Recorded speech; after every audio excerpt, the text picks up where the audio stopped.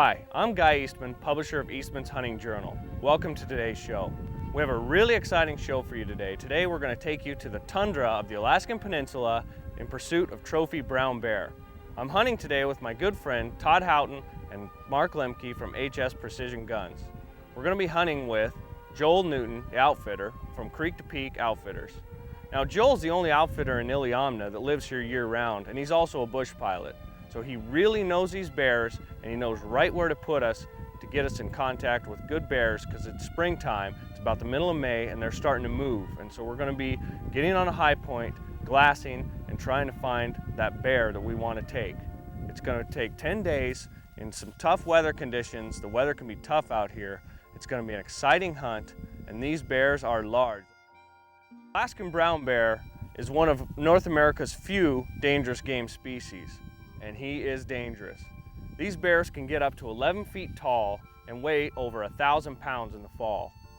They're basically a grizzly bear on steroids, or salmon if you will. And so this is going to be an exciting show. It's up close and personal. So come along with us. Let's get on the Super Cub, and Joel's going to fly us out into the tundra in pursuit of trophy brown bear. Well, we finally got all the gear loaded on that Super Cub and left Iliamna. Iliamna sits right on a big lake, and where we're headed is about 85 miles southeast, out into the tundra.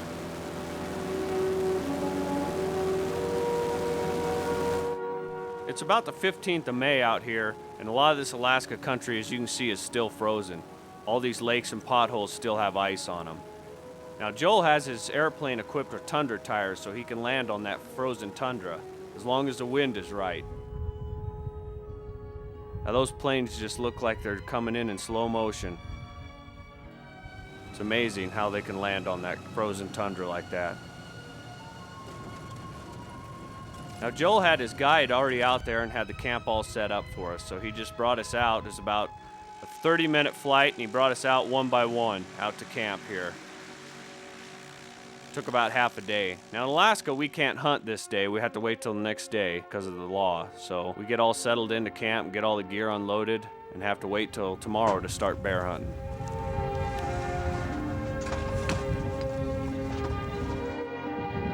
Well, there goes Joel. We won't see him again for 10 days, or until we get a bear, whichever comes first.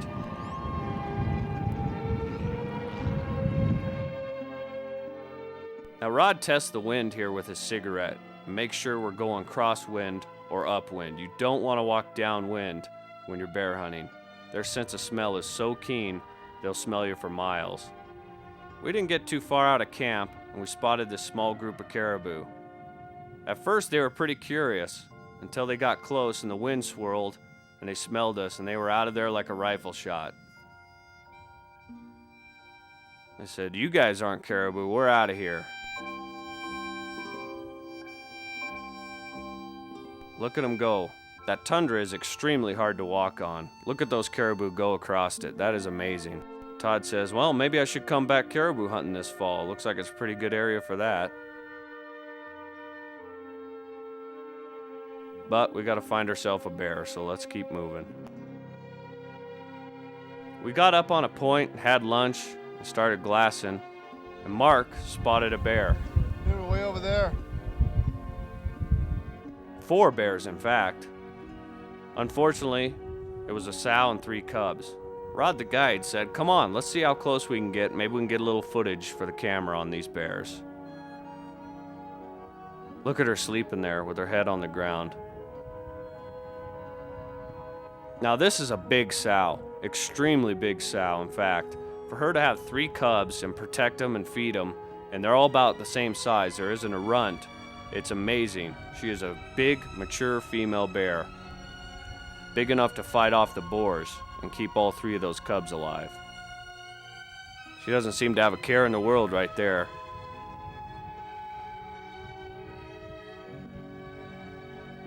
Rod says, "Well, let's see if we can get a little closer." So we eased up a little closer.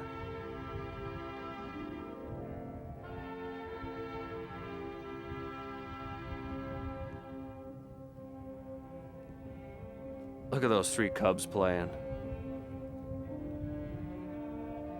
There's 2 female cubs and 1 boar.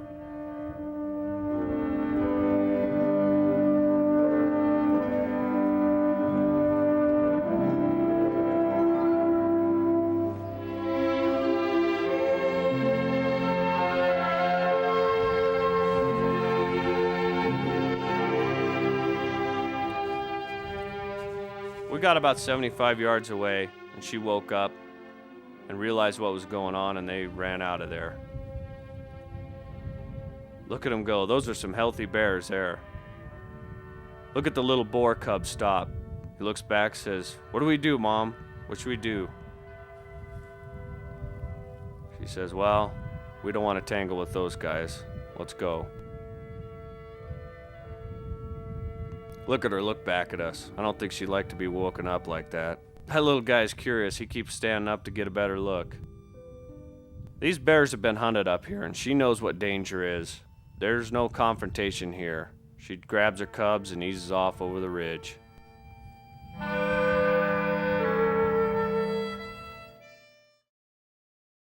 Let's go back to the tundra of Alaska with the Eastmans Hunting Journal after trophy brown bear. You know, my grandfather, the late Gordon Eastman, hunted this country back in the 50s. Let's go back and look at some of that great classic footage of the 1950s hunting brown bear out in this same country. Now this old footage is back in 1957. It's a little washed out. That's Gordon Eastman, my grandfather, on the left, and he's guiding a fellow from South Dakota for trophy brown bear here. Now this is a fall hunt, and the salmon are running in the river, and the bear are down in the river bottoms feeding on the salmon. So Gordon and the hunter get up on a high point and glass these river bottoms. Now here's a sow with 2 cubs. She's teaching them how to fish. You know, back in the 50s, they didn't have the tides charted as well as they do these days. And Lee comes back to find his airplane dry docked on the beach. "Well, I don't think pushing it's gonna work, fellas." Gordon says, "Well, we'll just have to sit back, be patient, and wait for the tide to come back. Meanwhile, let's go up on the hill and glass for more bears." Hunter says, "Sounds good to me." You know, Gordon was guiding and filming back in those days, and so it was a little hard to get a kill scene on film. And it wasn't quite as important as it is today. People were just amazed to see that country. So many people had never been up there back in the 50s. It was so far away that people were just amazed to see what that country was like. Now this is the bear they ended up getting down in that river bottom. It's a nice bear. They got it all skinned out. Now they're going to put it on a pack frame. You can see on the right side of the screen there, the other lens for that Bolex camera. That's the big zoom lens that sticks way out. And you rotate those lenses for close-ups or zoom. They get that packed up. Here comes Gordon across the river, back to the airplane with a bear hide. You know, Gordon got that bear back to the plane just as the tide came in. Lee says, "We gotta hurry or we're not gonna make it back to Anchorage by dark." So they get all loaded up and finally get off and head back up over the Alaska range, back to Anchorage, just as the sun starts to set. Now back to our hunt out on the tundra. Now it's warm. It's almost 70 degrees during the day out here. And one problem you have is when you cross these streams in the morning, they're about ankle deep. When you come back to camp in the afternoon, as you can see here, oh, look out, Mark. The snow is melting so fast that those rivers and streams swell to waist deep in only a couple hours. Oh my gosh, Mark, I told you to cross where I did. That is cold water. You could see it's just like a giant slushy. A little chilly on the knees, Mark? Haha. After crossing that cold stream, we climbed up on a tall peak here and dried out and ate our lunch. And along came this little sow. She is really blonde and she's just come out of the den. This year is probably her first year that she can rut. So she's looking for a boar. She come down this creek drainage along this ice trying to find a big boar. See how long her legs are? She's an immature bear, really blonde and rubbed on one side. She spots Mark and Todd and thinks they might be a bear. So she's gonna crawl up on this bank and sit down and get a better look at them, hoping they might be a boar. Now I'm scanning the horizon to see if I can find a boar there that might be following her down out of those hills.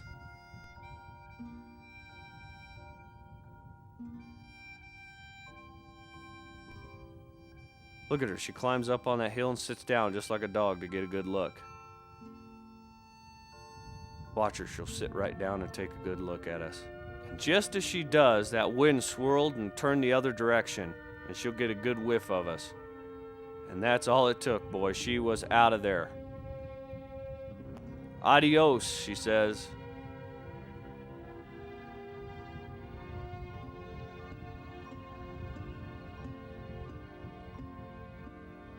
I think she was still running when I looked, and she was 4 miles away, still going. Old Todd throws his gun up and says, wow, if we get a boar in here, I hope he comes in a little closer than she did. That'd be quite a shot, Todd.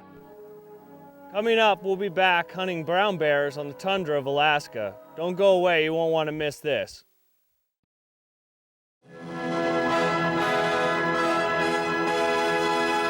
You know, now we're 7 days into the hunt and we haven't killed a bear and everybody's getting a little nervous. So Mark and I decide we better get an early start today and hopefully our luck will change. So as the sun was coming up, about 4 in the morning, we decided to get up on this peak and glass all day. You know, we glassed there all day, and just as the evening was starting to set in, I spotted a bear coming across that snowpack there. Rod takes one look at that bear and says, that's a boar we're looking for. Come on, fellas, we gotta make a move and we gotta make one quick if we're gonna get to that bear before dark. He's moving straight down country right to us. So what we have to do is get across this big flat and over into those hills to intercept him. Rod takes one look, makes sure he's still coming. We leave all our packs and get up there on this little rise. Rod says he's gonna be right on the other side of this ridge, guys. So let's get on this ridge and get all set up and wait for him to come to us. Now what you're gonna see here is this bear coming right to us. There he is.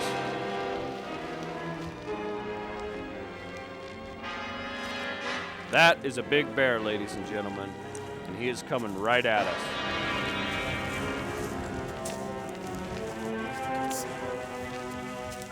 Now this big boar is looking for sows, so he's cutting the wind at a 90-degree angle. So he can't smell us, and his eyesight's not very good. So Rod says, get up on the ridge and get set up, and wait till I tell you to make a shot. We're gonna let him get as close as he's gonna get, so we make sure we don't wound this big guy.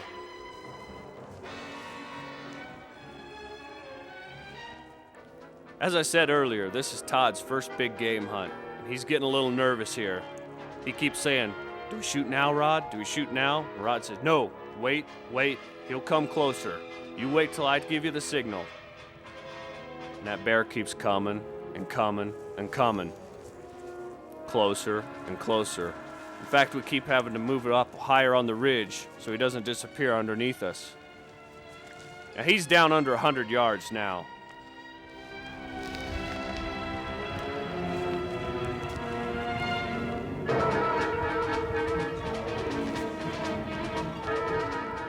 Bear just catches Mark move just a little. Rod says, let him have it, Todd.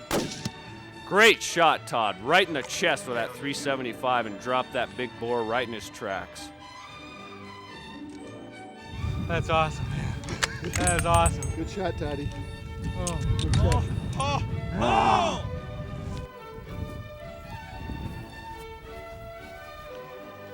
All right. Oh. First big game bear. Woo! We're looking at least somewhere in the area of 28. We might be close to Boone and Crockett with this one. This guy's over 9 foot. Look at that.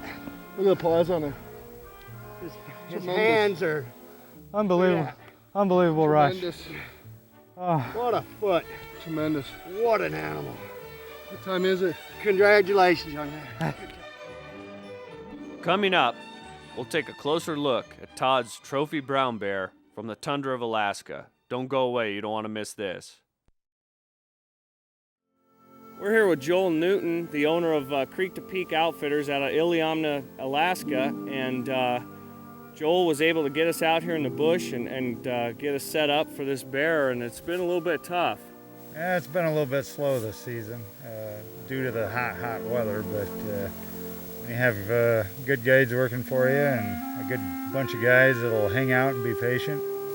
Yeah. this is what you end up with. Well, it seems like these bears are finally starting to move around a little bit, huh? Well, there comes a point when they can't stay up in the snow forever. They're going to have to move, and it's getting close to their breeding season, so the bigger boars are coming out, finding out where everything is for them, you know. Right, so they come out of this higher snow country Yep, and kind of they're move coming down to the out river of the bottoms. mountains, and this has always been a pretty good place because it kind of funnels them through, and I was always, you know, Produces with the belief good bears that for it was going to come through, and with this hot weather it was a little sluggish, but it was well worth the wait, I believe. Yep, it was a great bear, and we thank you. Yes. Mark and Rod were able on the final day of the hunt, able to take this brown bear about 5 miles from camp. I wasn't able to get it on film, but Mark made a great shot at 220 yards with his HS Precision 416 Rigby. And this is a real nice bear. He's gonna go probably 8.5 feet or better. And he's got a real nice head on him. He's not rubbed hardly at all.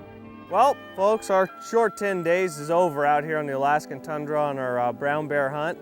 We were able to take 2 bears, and the cubs are coming to get us, so we're gonna pack our stuff and head back to Iliamna. Now, if you're interested in a hunt like this, I suggest you give Joel a call at Creek to Peak Outfitters. He also offers fall bear hunts, moose hunts, and caribou hunts, along with, of course, the spring bear hunts. So give him a call if you're interested in this kind of hunt, and I hope you enjoyed the show as much as we enjoyed filming it. So we'll see you next week on Eastman's Hunting Journal.